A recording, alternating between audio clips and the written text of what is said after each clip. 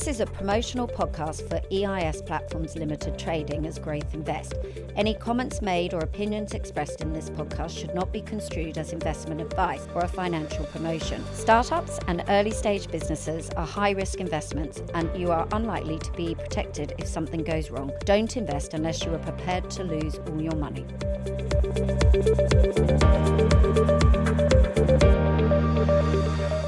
Hello, and welcome to the Alternative Thinking Podcast with me, Melissa Griffiths, and Steve Dobson. This is the podcast that takes a deeper dive into the alternative marketplace and topical issues. Today's guest is Lee Coates from ESG Accord. Welcome, Lee. Thank you very much. So, Lee, just to sort of kick off, could you give us a bit of a background on yourself and ESG Accord? Okay, my background is I spent 31 years as an IFA, specialising in ethical investment. And now with ESG Accord, I've flipped to the dark side and I'm responsible for helping advisors implement ESG and sustainability from a compliance perspective. Perfect. Okay. And just in terms of, I know you're an OBE as well, so obviously very experienced on this. So with looking at the sustainability, I think the main thing we were going to look at was the FCA's suitability disclosure requirements, and how this is coming into the fund providers. There's a big timeline in action at the moment as well. It's all kicking off this year. Yeah. So could you give us a background to the labels and why the FCA has decided we need them? I think it goes back to, in simple terms, the range of names that have been used by fund managers. So you've had green, you've had green planet, you've had planet friendly, you have green planet friendly, you have ethical, responsible, sustainable, sustainability. Anybody could call anything remotely green, and then claim it as sustainable. And the quality of what was being offered to retail customers was pretty poor. So in a nutshell, this is to really create some form of guidelines for the underlying client to be able to, know that what they're going into is legit and expected. Yeah, I mean, I'm tempted to say it's not a quality mark, but it's a quality framework. I think that's the best way to look at it. So the FCA has really described 3 plus 2 extras, different routes to sustainability, carved up the market and basically said to the fund management industry, if you don't have to apply for a label, but if you want one, there are 3 types. As I say, there are 2 more. I can cover those later. But have one or don't have one. It's up to you. But if you do, that's it. You have to do it in this way. Yes, and this is the really crucial point to make clear from my understanding is it's not mandatory, is it? No. You either go down the labels, but even if you don't go down the labels, if you decide to use the words sustainability, impact, ESG, you will have to follow guidelines and be expected to be able to prove that these funds are. Yeah, I mean, the interesting thing is the regulations are not the labels rules. They are actually the sustainability disclosure requirements and sustainable labels. So almost the labels are incidental. It's the sustainability disclosure requirements. It's what funds have to say about how they do what they do that is the most important. So that impacts directly on the alternative fund managers who have to, do a lot more disclosure around how they do what they do if they're making any sustainability claims.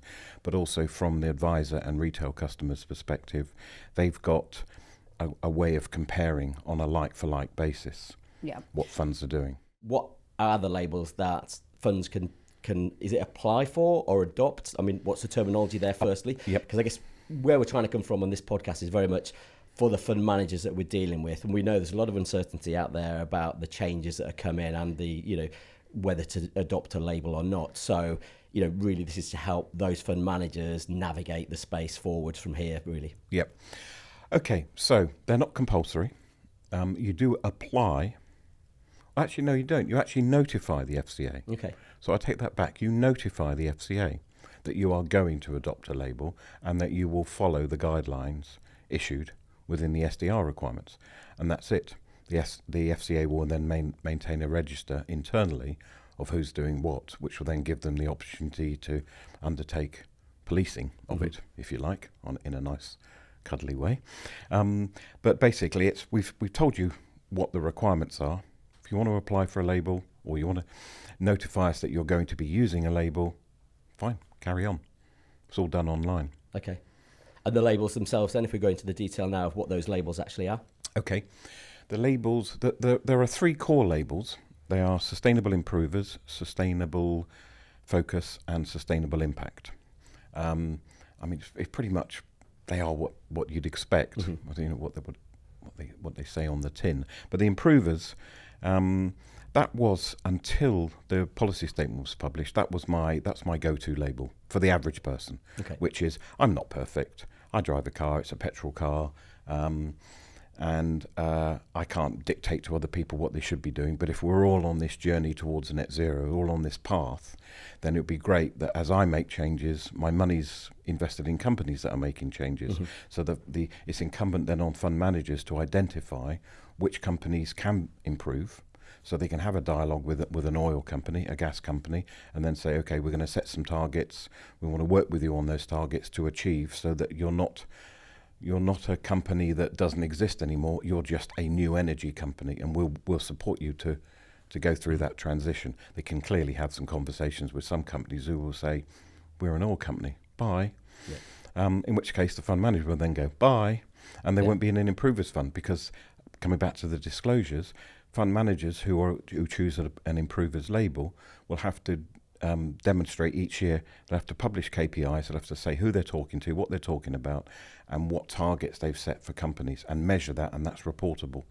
And focus is pretty much the money is directed towards sustainability solutions. So investing in wind, solar, or any of the technology around those. Around that, yes. So a company could just be manufacturing gearboxes for wind turbines, but if they are the leading manufacturer of gearboxes and more people are putting up wind turbines, that's a sustainable focus. It's focused on holding stocks like that. And then impact is it's sort of similar to focus, but with measured results. So we are going to achieve X. We are going to reduce emissions by X%. We're going to increase the number of women on the board by that for every company that we hold. So those are that's why it's impact. It's focused in delivering and measurable. Whereas a focus fund is, the intention is there. You invest in a sustainability company, but there's no sort of measurable output. Yeah. So those are the main 3. The sort of googly thrown by the FCA when they published was they introduced a 4th label, which was all of the previous ones. So I shifted everybody's going to want improve. Everybody, as in the average person, will just say, I'm not perfect, I'll go for improvers. Will probably go, well, I like all 3 labels. And then the advisor will say, but there's one that has all 3. Well, I'll have that one then, please. Right. So probably mixed goals will be the one that the public will buy. Interesting. And can funds only have one label? Yes. They can, so it's only one of the 3 or 4, including the mixed labels. Yeah, there was a lot of, I was on the FCA's Disclosures and Labels Advisory Group, and lots of people regularly said to the FCA, when you're in an advice situation, clients don't go, I'll have one thing, please. And advisors don't generally offer one thing. It's a blend. But the FCA stuck to their guns and said, no, you can only have one label on a fund. And then at the last minute introduced a 4th label that said it can include the other 3. Well, you can't have one, otherwise it's that one label. Yeah. But it can 2 or 3 labels in one fund and do that as a mixed goals. That makes sense. Okay, and in terms of sort of the timeline, I understand, is it the 31st of July where these 4 labels will come into play? Yes, that's right. So on the 31st of July, any fund that wants to use a label, as long as it's obviously notified the FCA beforehand, can start using that label. It's not compulsory that all funds that are sustainable use a label on that date. So from an advisor's perspective, there's a sort of a wait and see strategy, because you might recommend an alternative investment fund to a client that has a label, meets the client's requirements, and then think, oh, but next week such and such a fund, I know they're going to do something. What if I wait? So it's more of a window than a deadline. So the window opens, or the door opens. Yep. Depending where you're sitting and what you want to do, on the 31st of July, and then everybody has to put their cards on the table by the 2nd of December. So that's the deadline. Yeah. And then when you say everybody, I guess that leads into a nice next question. So in our tax efficient space, which products, funds, etc., will be captured by the labels? Who will have to apply for them, or if they want to apply, who? Yeah. Okay. It's every single investment option aimed at retail investors. Okay. So outside of the institutional space, anything aimed at retail investors that uses any terminology in its name or marketing literature that in any way relates to sustainability, green, responsible. So whatever definition you can come up with, like I said before, green, planet-friendly green, ESG, whatever, any of that terminology, if it's used in a name or marketing literature, you are covered by the rules. So it's scrap everything and take all the references out, in which case rules don't apply to you because you're not marketing a product and making any claims, or you're in which case you have to apply for a label. Or I did mention there were originally 3 labels and plus 2 spares. Yep. Well, I've covered the 4th one, which is mixed goals. The other one is a label that isn't a label. I call it a ghost label because there's an option for funds to, it's called sustainability characteristics. So if a fund is marketed as having sustainable characteristics but doesn't want to apply for a label, then it's noted as a sustainable characteristics option. But its disclosure requirements are virtually the same, a few tweaks, but are virtually the same as a labelled product. It's not second rate, it's not sort of Vauxhall Conference versus Premier League, it's all the same, because only the client will go, I like what they're doing. And that's the whole point of disclosures. Funds don't just say, we've got a label. I mean, it's a bit like saying, putting it in this sort of equity space, it's a bit like saying, well, if a fund's a UK equity fund, they're all the same because it's a UK equity fund, isn't it? And it's not. So for in the alternative investment space, just because a fund has a label, and let's say it's an improvers, it doesn't mean, right, well, that will do then. It's, well, how are they doing it? Yeah. So the disclosures are there to say, and if you don't want to go for a label, because it does narrow down what your strategy is, so you can develop a sustainable investment strategy that fits what you want to do and not be shoehorned into a label, but you are bound by the disclosure requirements. So advisors will be able to say, I can compare an improvers fund with the sustainability characteristics because this is sort of trying to be improver with a twist. Yeah. And that's what makes it really interesting for the alternative investment space, is because there'll be lots of companies looking to position themselves and do different things, and then perhaps come up, oh God, we're going to have to not do this but do that if we want to go for a label. But they will be able to say, we don't have to go for a label, but we will go through the disclosure process but not be labelled. And interestingly, the very first disclosure you have to make if you're not going for a label is, why haven't you gone for a label? Not in a you're naughty sense, but in a terms of, we haven't gone for a label because our investment strategy needs to be broader to accommodate. So you're explaining disclosure number one, we haven't gone for a label because IFAs can then pick up on that, put it in front of a client and go, we discussed labels, haven't we? But I'd like to recommend this alternative investment, and here's why they haven't gone for a label. It's front and centre, and the client looks at that and goes, I get that.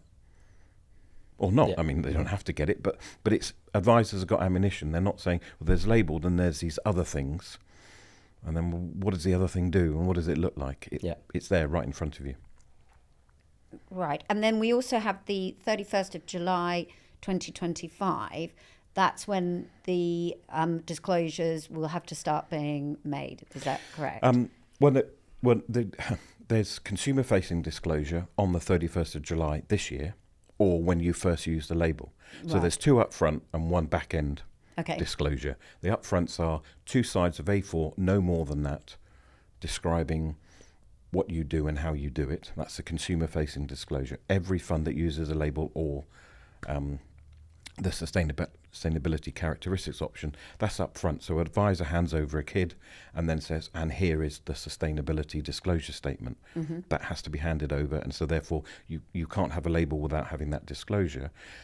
But to help advisors with their due diligence, to help institutional investors that want to buy a retail fund, and to help customers that want to go a bit deeper, there are detailed disclosure requirements, and they also have to be available when you first start using a label. Right. The annual disclosure, which is this is what we've done over the last year, this is have we met targets, that sort of thing, that kicks in 1 year from either the 31st of July or the first use of label. So if an alternative fund labels itself as a focus fund on the 1st of September, then it will have to produce its annual statement on the 1st of September. Right, so it becomes an annual. Yeah. Okay, Yeah. perfect. So if we look at the, obviously you can adopt a fund, or apply for a fund, a label, sorry, not fund, or there's this ghost label as well. If you're a fund that doesn't have any sustainability characteristics, and you're like, well, we don't need a label, what can and can't they do in their marketing documentation there afterwards? Okay, well, they can't make any claims at all about, or can't even use the words sustainable or anything that applies sustainable. So as soon as they do use those words, that triggers the reporting. I mean, there are certain caveats around that. In other words, we aim to produce a sustainable investment return. That's not sustainable in terms of sustainable. It's sustainable in terms of sustainable, not sustainable. Yeah, sustainability. Rumsfeld then, wasn't it? Yes. Too many sustainables. Yes. But you know exactly what I mean. Yeah. So it's sustainable long-term returns. Yeah. So the English language is flexible, and that is a word that can be used in context. But if you say we would like to invest in the sort of companies that will produce a sustainable future, you could probably get away with that, but you'd be, the ice would be quite margins, thin. And you'd be like me, very dodgy skating or worried about your knee. Yeah.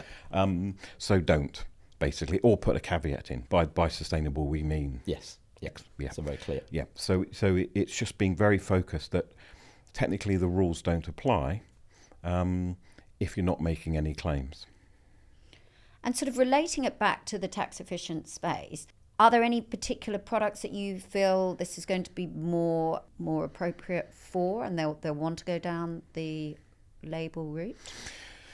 Well, I've had a soft spot for impact, and or marrying up impact with the alternative investment space, because if you think about it logically, if you're buying a global equity and you're trying to measure the impact, it's going to have so many subsidiaries, it's going to have its fingers in so many pies that, what are you going to pick on, what are you going to latch on to that you can define as impactful?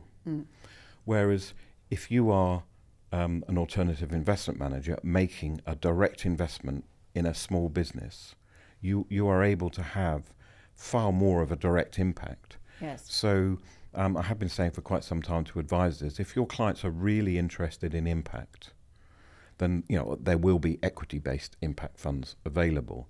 But the real roll your sleeves up, get your hands dirty impact, that marries up with alternative investment, and then you come full circle to the tax benefits of alternative investment. So you've got a double hit that equity funds don't have. It's like we do impact, and hopefully we'll make money.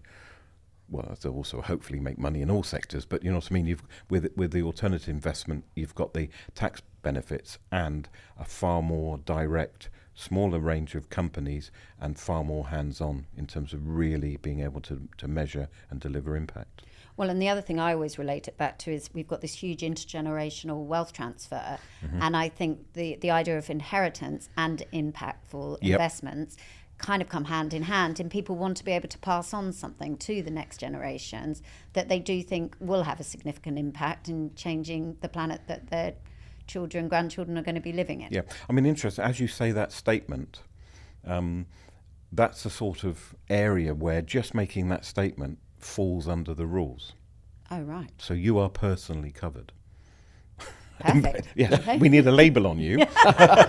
No. There can be many labels on Yeah, that. I don't know what label I'd Do get. you see what I mean? Somebody could easily stand up or say in a podcast, because it's imagery, audio, what you say and what you write that the rules cover. So a fund manager could say, we've got an inheritance plan, and it would be great for advisors to use this as part of their conversations with clients and building portfolios and passing wealth down the generations.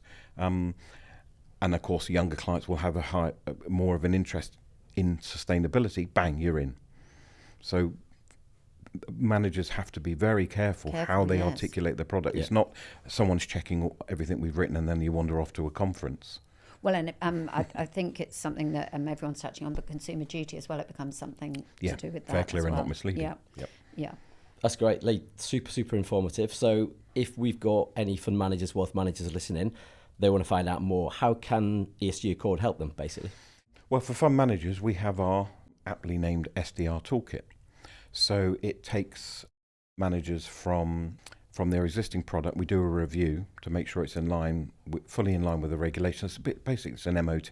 What have you got? What are you trying to do? And then we do anti-greenwashing. We haven't covered anti-greenwashing, but that applies to anybody making any claim at all, and how you do it. And then we look at, okay, what do you want to do? Have you looked at the labels? What label do you think you want to go for? And these are the repercussions of going for that label with that product. And we've done quite a few in the alternative investment space where we've done all of that. And then once we work with the manager to say, okay, we know what you want and we know what you want to deliver, then you go to part 2, which is all the disclosure requirements. And that's mainly about process. What KPIs are you going to set? Who's going to measure them? How are you going to measure them? How are you going to report them? What's the document going to look like? So we work through all of that. So that's what we can do for fund managers in this space. Perfect. And advisors, we have a similar sort of arrangement. Well, the advisor one is free. Perfect. And now's the time, isn't it? So really, they've got from July to December to really get focused on this and be in touch with you. Yes. Yeah. But focus as or impactful. Yes. Or improving. Oh, yes, well, of course. We did yes. Terminology is important. Yes, a nice pun on my words. Yes, brilliant. Absolutely. Well, that's a great way to wrap up, Lee. Thank you very much for your time today, and we hope to hear more going forward. Thank you very much. Thank you. To hear more from Steve and I, tune in to either YouTube on video, or we're also available on all good podcast channels.